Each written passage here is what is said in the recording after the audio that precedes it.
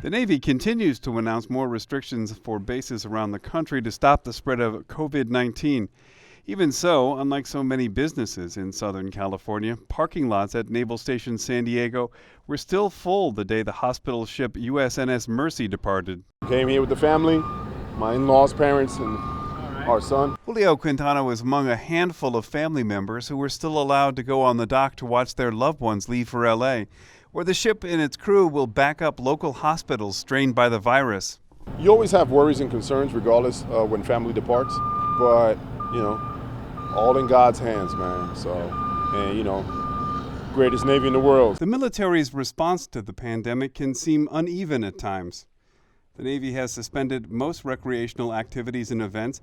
The commissaries are still open, but they are allowing people in just a few at a time. Barber shops are shut down.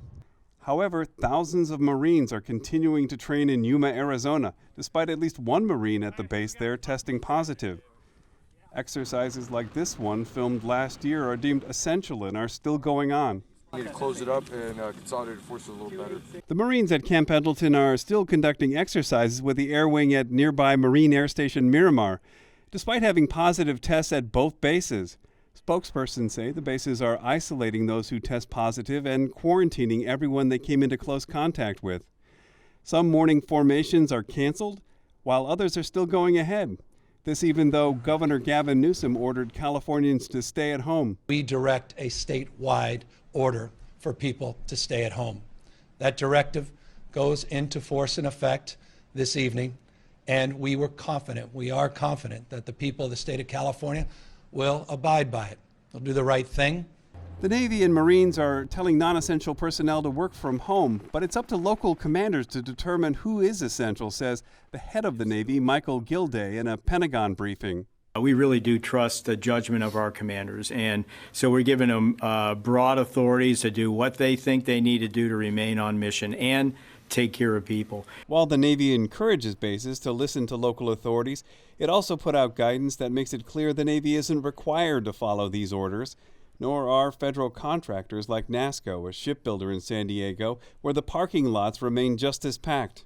At the same briefing, Acting Secretary of the Navy Thomas Modly acknowledged that not every commander may be getting the message. Everyone's taking this pretty seriously. So we are hearing about some anomalies and we're trying to address those, but generally speaking, we are leaving those decisions to the commander. The situation is rapidly evolving 15 days after it left Vietnam, a country that already had a handful of cases.